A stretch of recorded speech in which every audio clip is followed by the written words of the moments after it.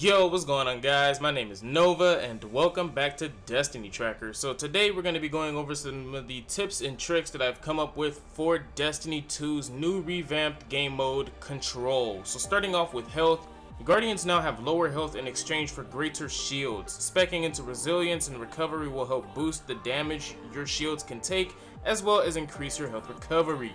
Now, I want to emphasize on health in this game. You have extremely low health once your shields dissipate. So if you are able to get any gear that can help you spec into resilience and recovery, you can actually greatly increase the damage that your shields can take, especially on a Titan, and you are able to increase the amount of recovery that you get from your health. So you need to do that. It's actually pretty handy in Destiny 2, and considering that the damage on some of these weapons is kind of high, even though the universal damage of weapons in Destiny 2 has been lowered, it's actually very key, especially if you're playing with a team and you don't want to die over and over again. Now, getting into my number 2 tip, I need to stress this: teamwork.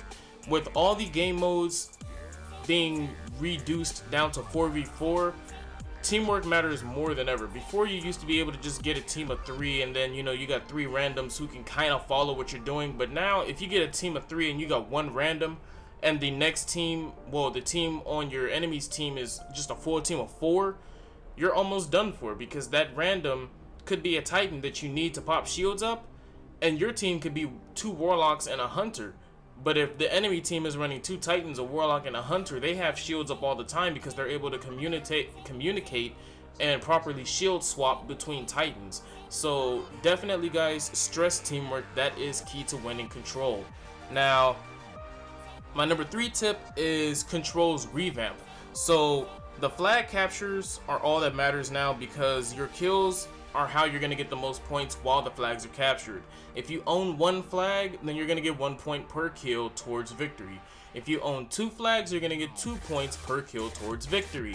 If you own 3 flags, then the game turns into a power play, and every single kill that your team individually gets grants you 3 points towards victory.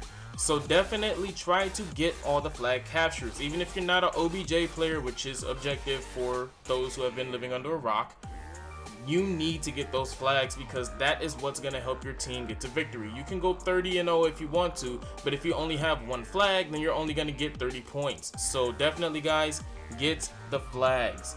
Now, as I mentioned before, teamwork is key, but what I really mean is having a good team composition.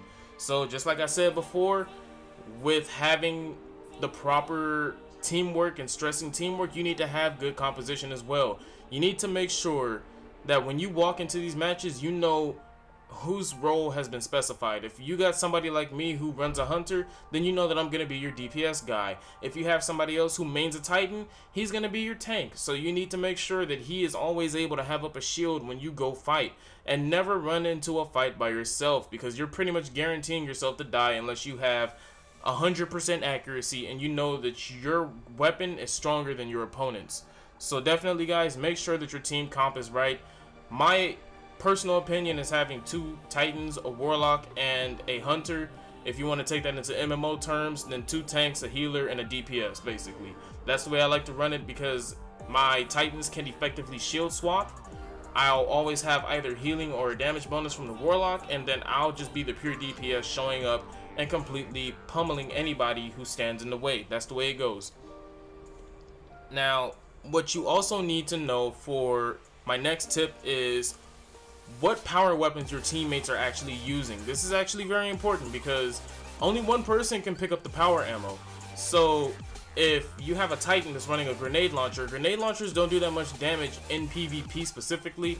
You have to hit them spot on. I mean, like, the grenade cartridge needs to hit their body for it to do the most amount of damage that it can, and even if you hit them spot on, it's not going to kill them.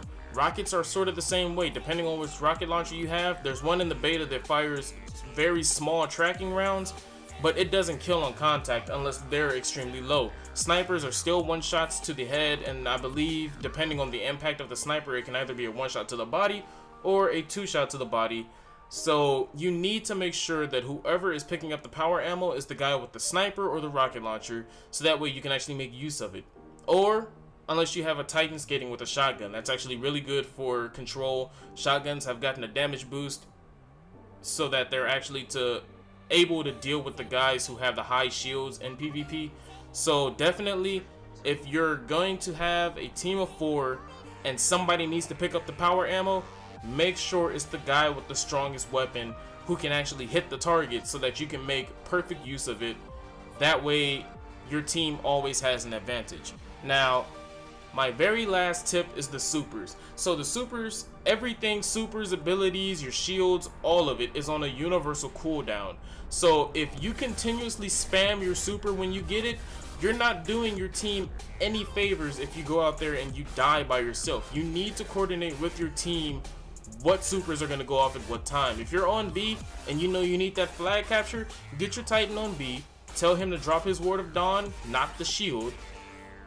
In case the Titans didn't know, you can actually hold down L1 and R1 or whatever button you have your super attached to, and you can pop a Ward of Dawn as long as you're on a defender Titan. So get your Titan on B, tell him to drop the bubble, and then you can have a Warlock use a Nova Bomb or his Daybreak super, or you can have some Hunters go out with their Arc Strider or their Golden Gun. That way you can defend whoever's in the bubble, and you can still use the bubble to shield all the damage so you can get that capture, because like I said earlier, the flags are what are most important, and synergizing your supers and whoever has the power ammo and making sure you have the right team comp makes sure that you win every single time. Now, if you run all of this to a T and you get it perfect and you know that your team comp was right, your supers are right, whoever got the power ammo was correct, you're getting the kills, you got all the flags, and you still lose, then you just got to chalk it up to bad luck. But I can guarantee you that if you execute all the tips that I've just given you to the T, 100% perfect, you're going to win every time, because people in Destiny, they don't run team comp specifically unless they're going into competitive. And if you're just playing through quick play or even competitive, you're always going to have an edge up because you have a strategy going into the game and you're not going in there like headless chicken. So without further ado, guys, my name is Nova. Leave a like, leave a comment if you enjoyed the video. Make sure to subscribe to Destiny Tracker, and I will catch you guys in the next video. Take care.